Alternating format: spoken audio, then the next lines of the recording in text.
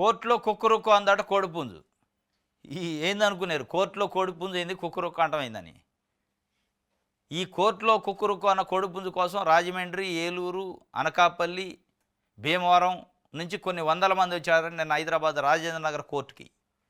ఏంది కోడి ఏంది కుక్కరుక్కు ఏందంటే ఈ మధ్యకాలంలో మొయినాబాద్ ఫామ్ హౌస్లో పోచంపల్లి శ్రీనివాసరెడ్డి అని బీఆర్ఎస్ ఎమ్మెల్సీ ఉంటాడు ఒక ఆయన ఫామ్ హౌస్లో కోడి పందాలు ఆడుతున్నారని పోలీసులు రైడ్ చేసి పట్టుకున్నారు. 84 కోళ్లను పట్టుకున్నారు.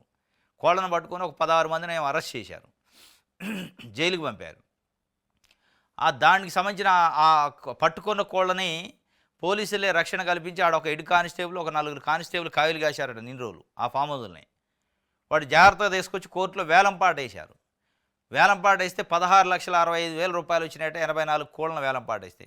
ఆ వేలంపాటలో ఆ కోడిని దక్కించుకోవడానికి ఆంధ్రా నుంచి వచ్చారట. ఏలూరు, రాజమండ్రి, భీమవరం ఇంకా ఎక్కడెక్కడి నుంచో వచ్చి వేలంపాట పాడారట. మొత్తం రౌండ్ల వారీగా 1వ రౌండ్, 2వ రౌండ్, 3వ రౌండ్ అని పాడారట. ఒక్కొక్క రౌండ్లో 10 కోళ్ళు పెట్టారట. అత్యధికంగా ఒక రౌండ్ 3,75,000 రూపాయలు పలికిందట. మొత్తానికి నిన్న రాజేంద్ర నగర్ కోర్టు అంతా ప్యాక్ అయిపోయిందట, ఫుల్ ప్యాకు. మొత్తం కార్లు, ఆంధ్రా నుంచి వచ్చిన వాళ్ళు ఆ కోళ్ళ కోసం.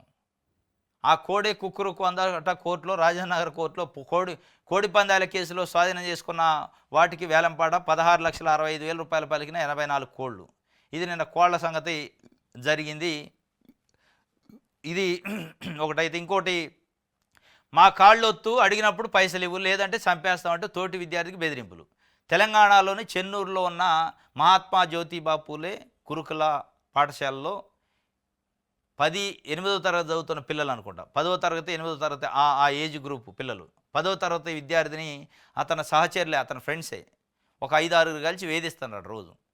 రోజు నైట్ పూట మా కాళ్ళు వత్తాలి, మేము అడిగినప్పుడు పైసలు ఇవ్వాలి అంటే యానిస్థితిరు. ఇది ఆ పిల్లలు చేసింది. అంటే ఏం చేస్తున్నావు అని అంటే ఇట్లా వేధిస్తున్నాడు పాపం. ఈ మధ్యకాలంలో ఆ పిల్లగాడు ఏదో ఎగ్జామ్ ఉండి ఇంటికి వచ్చిండట, ఆ వేధింపులకు గురయ్యే బాధితుడు. ఇంటికి వచ్చి నేను ఇక హాస్టల్కి పోనని మంకుపట్టు పడితే తల్లిదండ్రులు ఏదో బతిలాడి తోలొచ్చారట. తోలొచ్చింది తెల్లారే ఫోన్ చేసిండట, అర్జెంటుగా రండి అమ్మ నాన్న నువ్వు అని ఫోన్ చేస్తే వచ్చి ఏడ్చుకుంటా బోరు అని చెప్పిండట. చెప్తే ఏందిరా నాయన మీ దుంపల దగ్గర ఏం కథ, ఇది ఇప్పుడు చదువుకోవటానికి కదా పంపించింది, చదువు వదిలిపెట్టి కాళ్ళు తీసుకోవడం డబ్బులు, ఇది ఈ ఏజ్లోనే ఎట్లయితే అందుకే కౌన్సిలింగ్ చేయాలి. వెంటనే ప్రిన్సిపాల్ కేసు బుక్ చేసి మొత్తానికి అయితే కఠినమైన చర్యలు తీసుకోవడానికి ఇది చేసిండట. ఇది నిన్న చెన్నూరులో జరిగింది. రైట్, ఇది ఈరోజు న్యూస్ అనాలిసిస్. రేపు తాజా వార్తలతో తిరిగి కలుసుకుందాం. Thank you.